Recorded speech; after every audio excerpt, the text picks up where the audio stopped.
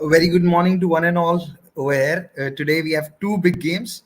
Uh, all of us have been talking about that if England win today, we could have four teams on 2 points each with on two wins each with two losses. But we can't really count out Netherlands, can we? Because if Netherlands win today, we'll have five teams on two wins and two losses from four games each. The toss has happened in the first game. Netherlands have won the toss and chosen to bat first.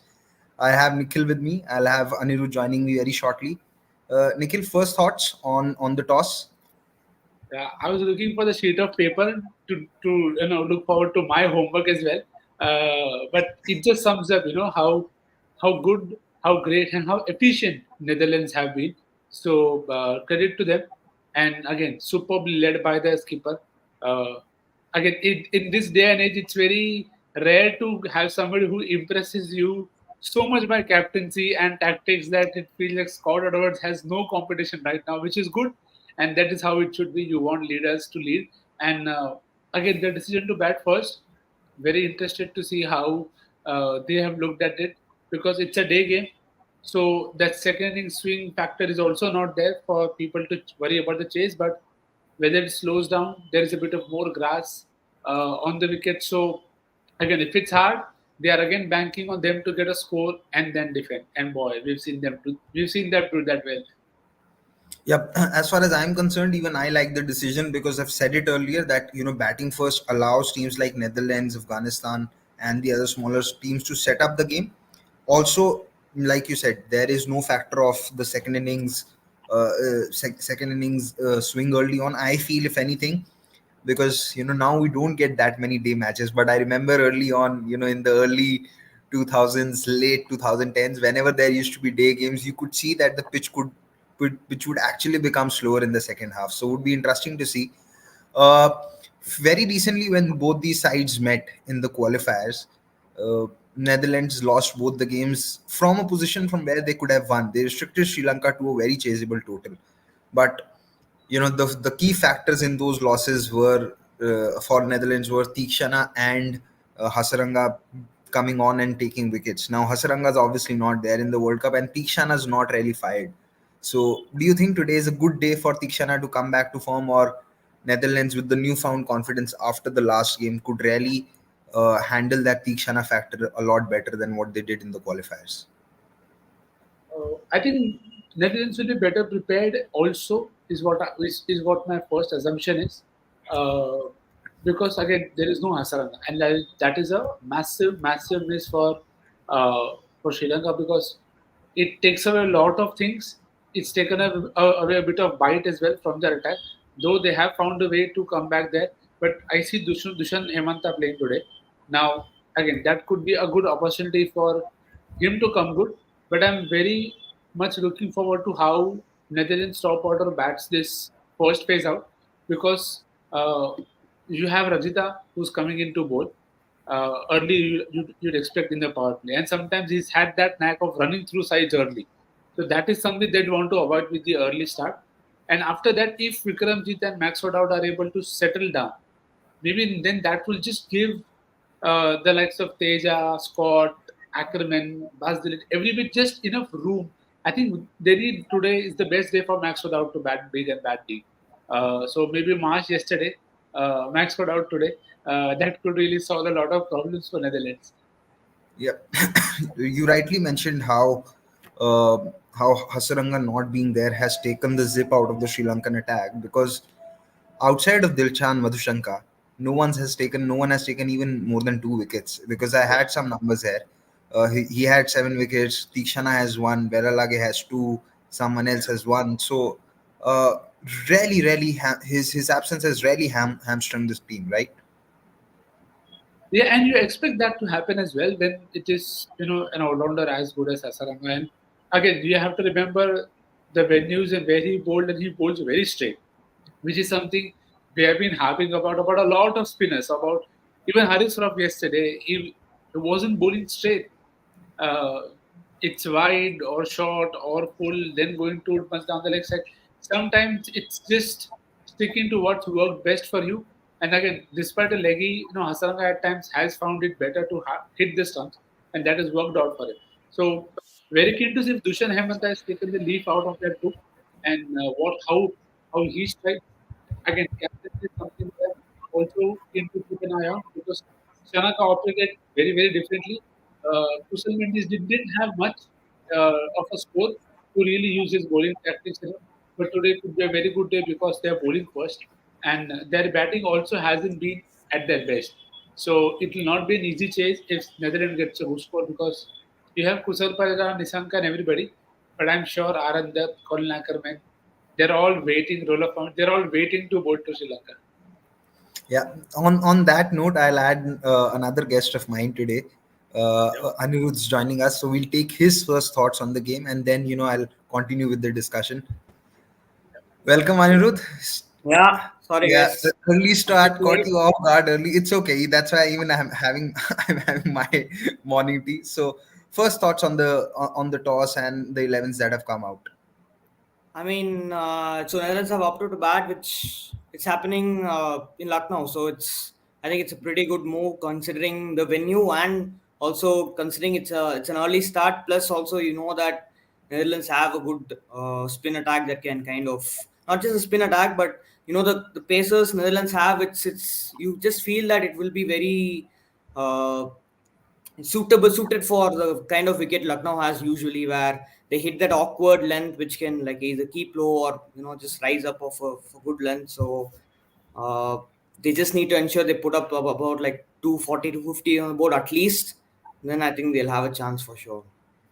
Yeah. Now I just want to bring some data here that we have right now. One is about how both how Scott Edwards has been in good form. Most runs for we can see that he has the second most runs for Netherlands in ODIs with Duskarte being the number one. And it feels good for me to see this graphic because in the preview I said that I really want Scott Edwards to have a 10 Duskarte kind of a tournament. And last game he had a very good knock. Today, you guys feel he holds the key once again to Netherlands' chances because we've seen how good he has been versus spin, and Sri Lanka with Velalage and Hemanta would look to sort of choke Netherlands in the middle overs. Yeah, I think it is definitely critical to have Scott coming good, but to be very honest, I'm hoping and they'll also hope that they have other key performers with the back because just relying on one guy every time may not be the best for that person as well, and also for the sake of the team. You can't always be 100 or for 4 or 5 and then expect him to do the rescue job. He may as well do and get a century today, which is great, but you'd want Max O'Dowd, Vikramjit, and everybody else to also get into the game with some good runs, especially Vikramjit, who we've talked in the past about how is he been able to tackle pace, but come spin, he's just found himself stuck at the wicket. So then it's either a boundary or a dot ball. So maybe a problem that many left-handers have had in the recent times against spin. So Scott will also hope that he's coming in with a platform set because if you just imagine Max O'Dowd and Vikram just giving them a good start, you have Ackerman and Bazelet to just push it forward, and then that is really ideal for the likes of Teja and Scott and others to just maximize that score to a defendable because Logan Van Beek, everybody they are all good enough to hit, and we saw that in the qualifiers as well. But it's about giving themselves good start and countering spin well because today Velalage is not playing, so it is Hemanta. Now I hope they don't take unnecessary risk in the power play versus Madhushanka. See him off and put pressure on Sri Lanka to bowl the bad balls because yesterday Pakistan bowled what 150 dot balls. But that just tells you that even after bowling 150 dot balls, they considered 365 odd, which is too many bad balls. So again, there is a possibility there, but they will need everybody to chip in because again, I have no problem with Scott scoring 100 or even being a bannerman kind of an innings. But for Netherlands, I want more people to just come in. Just one more thing on this. Do you think there can be a change in batting order with him coming in maybe at 5? Because I feel at present he's batting a little too low. He's batting 6 or 7. Anirudh, you have something to chip in on this? I mean, that's a fair point, but then you look at the batters above him, and you can't really, say that okay, maybe Edwards should bat above, because if Edwards and Netherlands ultimately feel that it's best, he's best utilized at number seven, uh, you have to trust their gut because it's gotten them this far. So you have to trust their decision making. The one thing I would like to add is that maybe if the opening partnership doesn't fire today, maybe they can look at making a change up top, perhaps, because it's been non-existent except for that Pakistan game where they got off to a semi-decent start. They were like 100 for two or something, chasing 280 odd. Apart from that, the Netherlands opening partnership has really struggled. So especially Max Odod has not even put up a score on the board yet. I'm sure like there won't be anything regarding Max Odod getting dropped or anything, or even Vikram Sitting getting dropped, but maybe they can look at a shuffle, like maybe opening with Ackerman instead of putting him one down. It's maybe a slight tweak could help, because like Nikhil was saying, you can't rely on Edwards alone, or you can't rely on your middle order batters alone to get you through the entire tournament. So if Netherlands can somehow get that opening partnership firing, they will become so much more threatening, because I feel that really is the biggest weak link in this lineup, all departments considered, because I think they have a solid middle order. They have great batting depth. They have, as we know, a very, very, very useful bowling attack across conditions. They have enough variety. But the one thing they are clearly lagging on uh, in the 11 compared to the other side is the quality of the opening partnership and the damage it can do. So somehow, if they can find a way to correct that, then I'd say just watch out the other sides for the rest of the tournament. Yep. Moving on from one skipper who was Scott Edwards to the another one. Now we have some numbers for Kusal Mendes. How he's been in absolutely great form post the Asia Cup. The last game he did not really score a lot of runs, and we saw what happened with Sri Lanka not getting to a par total. Coming to both of you, how key do you feel is his form for Sri Lanka for the remainder of the tournament? Uh, because we've seen what he did versus Pakistan. We saw how he batted in that South Africa game. Even in the warm ups, he was brilliant versus Afghanistan. But once he got retired, hurt Sri Lanka, then also couldn't reach to a good score from there. So, do you think he probably needs to be a little more circumspect in order to bat long, or should he just continue on his way and try and make things easier for others around him? What's the best way for him to go now? See, before it gets late, he's always going to be a Kusal player. Sorry that you cannot go without a Sri Lanka video without that one. And I wouldn't want him to control his range of stroke play, because sometimes that's what's gotten him to the side, and that's what's gotten him with this good form and all the runs that he's had. So and then we also judge people then on this of whether, oh, now he's become captain, now he wants to show more responsibility and see his side. But again, if his role in the side is very, very clear, I'd want him to continue to that. I think Kusal Perera could do with a very good knock today. He had a decent start in the previous game against Australia. He's the kind of guy who can really break the chase very, very early. And I don't expect it to happen. Sorry, maybe I trust Aaron rather than Colin Ackerman. But from Sri Lanka's POV, they'll want Kusal to come, the Pereira to come good as well, because then that really gives the engine room of Sadira, Astalanka, that much more freedom to bat according to situation, not always worry about the situation, but just bat freely. And we saw how good they can be when they have that freedom. So I think in terms of the Kusals, both are Kusal, but Paira might want to get a few more runs. Sorry. Yeah, it's interesting you mentioned how Pereira could break the chase open, because we have some numbers here that in this year Netherlands have been the second most economical team in the first 10 overs, and they've also picked up wickets. So we've seen if that can happen, then it really puts Netherlands uh, off their modus operandi in terms of trying to restrict the opposition in the first 10 and then try and bring the choke on. Uh, there's another game today. Can't really just keep discussing about the Netherlands Sri Lanka game, because the other game is a big one. It's between South Africa and England, and the World Cup juggernaut reaches 1K today. Um, Before I ask, get into who could win, it's X Factor, etc. Key battles. Just first thoughts on this huge game in Wankhede today? What are your expectations? I I mean, will, I'm really. Should I go first or Nikhil? Because you're the hometown hero when it comes to Mumbai. no, no, please But go ahead. yeah, I mean, after what Chinnaswamy offered yesterday, which I was privileged enough to see live, and that was also one of the reasons why I joined 5 minutes late today because I had a very long day yesterday. But I'm just hoping that Wankhede offers a similar, a belter of a track, especially between South Africa and England. And I just have one wish, even if the game is low scoring, please, please, please let us have a thriller for once. I'm like being dying to get a last ball or at least the last over, last 2 overs kind of a thriller for the entire tournament. Like yesterday was supposed to be the closest match of this World Cup, and it was a 50-60 run defeat for Pakistan. So it's been that kind of a World Cup. And England, South Africa, Wankhede, good memories from the 2016 World Cup as well. If that, if that man, if this match even proves to be like 60-70% of that match, I think we'll have an absolute cracker. And fingers hope there is no rain as well. Maybe Nikhil can help us out with that. No, no, not shouldn't be much of a problem. Hopefully.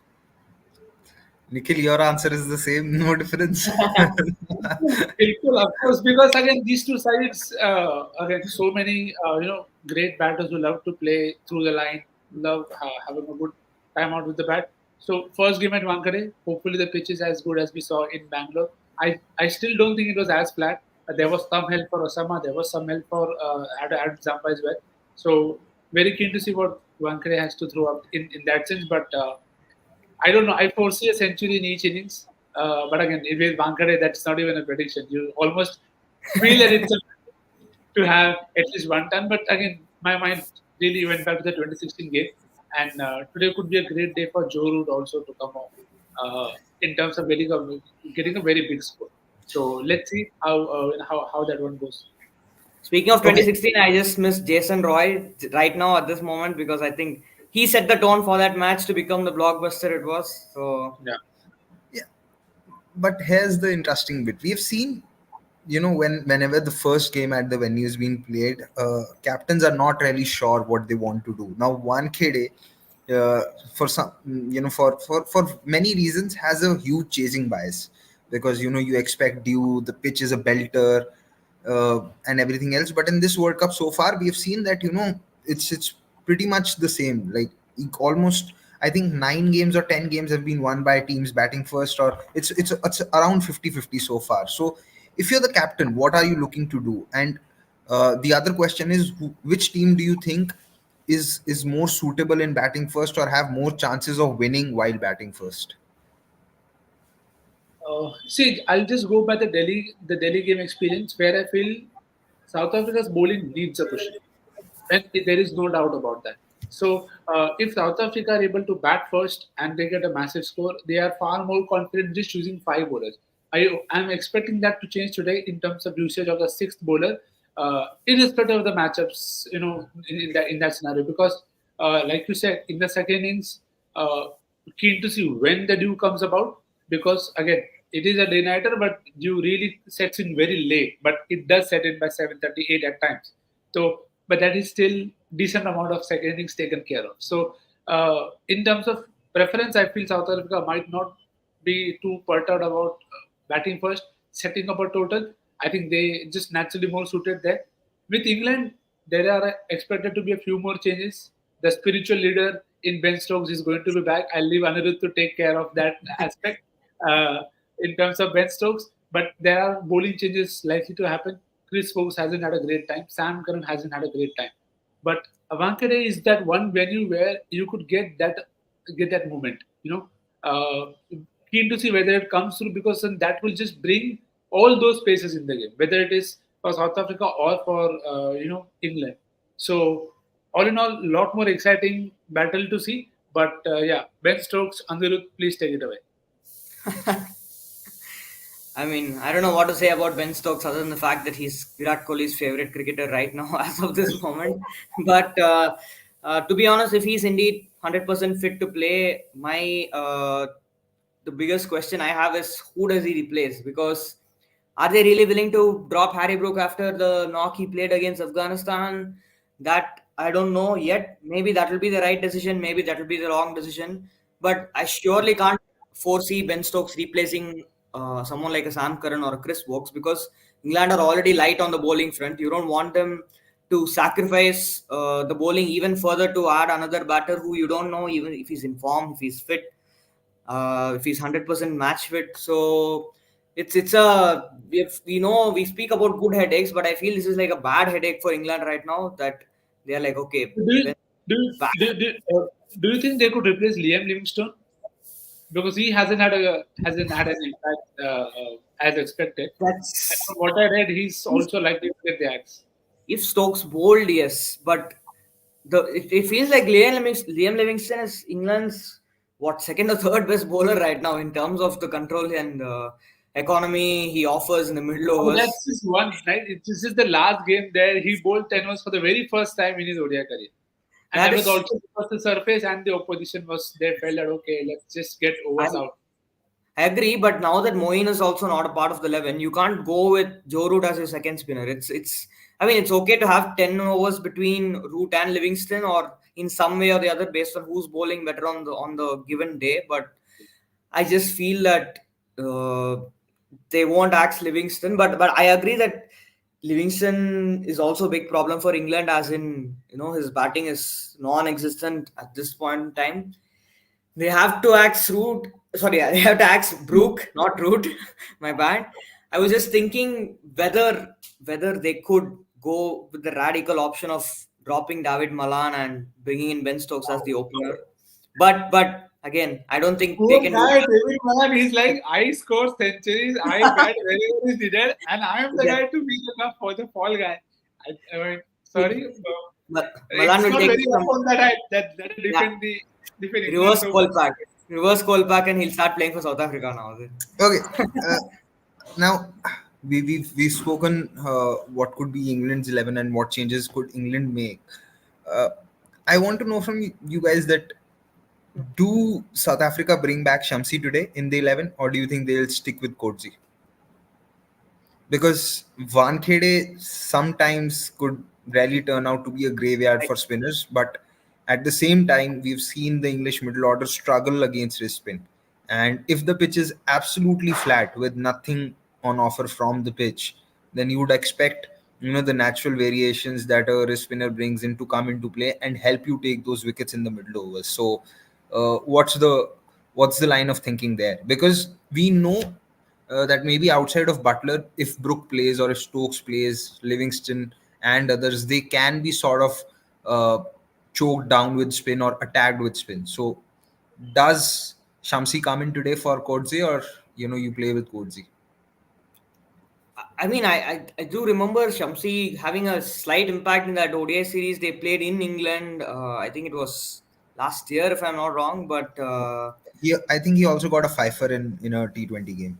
yeah, so having Rispin against England, not a bad option at all. That too in the middle overs. But the only issue I have with that is that will just leave their batting, non-existent after number 7. Like Janssen at 7 itself, you can argue that he's batting one spot too high.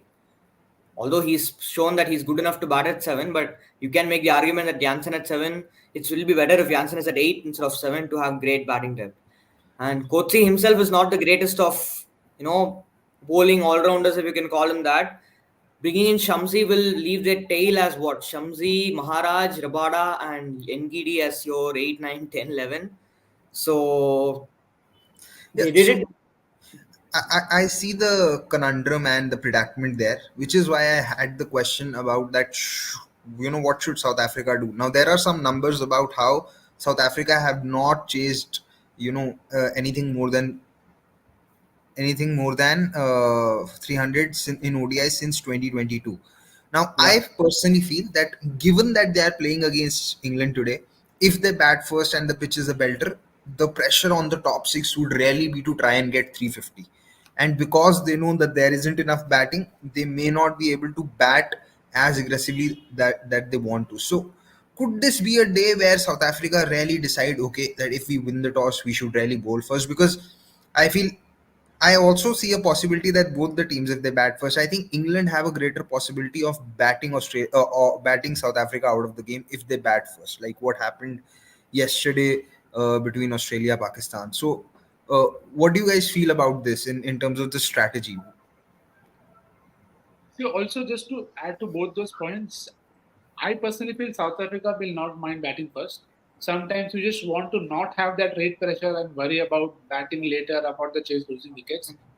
Batting first allows you that freedom to think old school.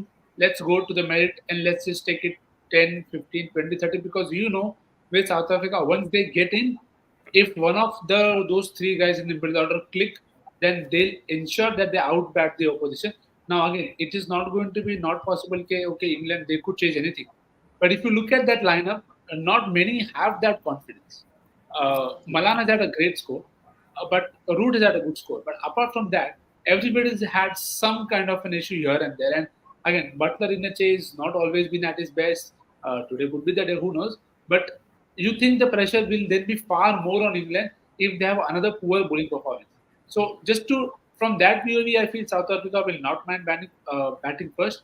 Uh, and to the Shamsi Kotsi part, I think the challenge for both Shamsi and Kotsi is the control. Now, Wankhede is a venue where if you lose control for 2 3 overs, you're possibly gone for 30 40. Again, and this is not exaggeration because it's where they are likely to bowl as well. They're likely to bowl in after the middle overs, after 25 over mark most precisely. And if there are set batters, they are more likely to take them out. So again, if this is in a chase and the dew has set in, then you can't do much with Samchi. But with Gerald, at least you have a hope that okay, this is what maybe we can target, and that's why we can stop. So I also read it's a possibly dry deck. So again, that could just make it a bit more interesting if it's actually dry or just looking dry and not dry. So yeah, that is how pitch reports are. We are running out of time, so I have to take a few picks here. uh, I'm trying to find the sting because yeah, so I'll go for the X factor.